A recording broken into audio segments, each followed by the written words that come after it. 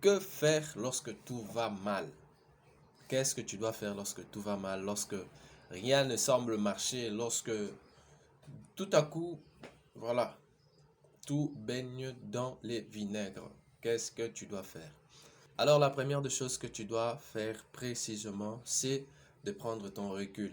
Bon, beaucoup de gens vont te dire, non, tu dois continuer à avancer, tu dois continuer à frapper. Maintenant, imagine un militaire qui prend son arme et dans un champ de bataille, il a 5 balles.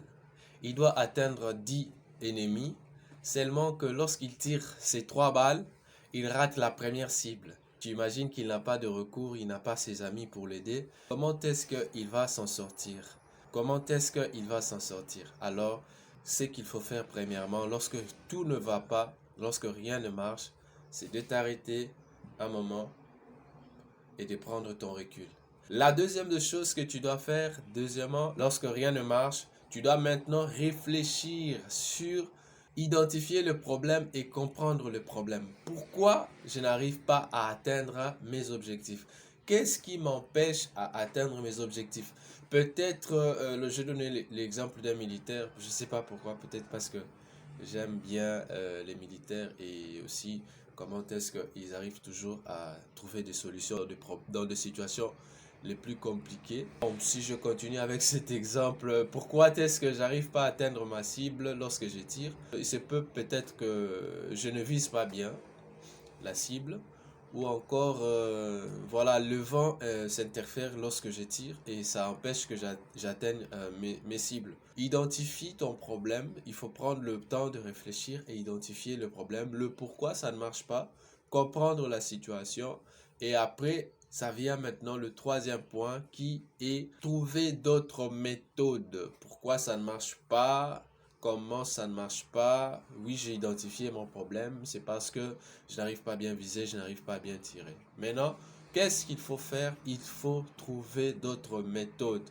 Moi, je joue au basket et lorsque on joue au basket, on a le devoir de marquer. Donc, c'est ça même les buts principaux d'un match de basket, c'est de marquer et de gagner. Alors, lorsque je joue et que je n'arrive pas à marquer mes paniers, je trouve d'autres solutions, d'autres méthodes.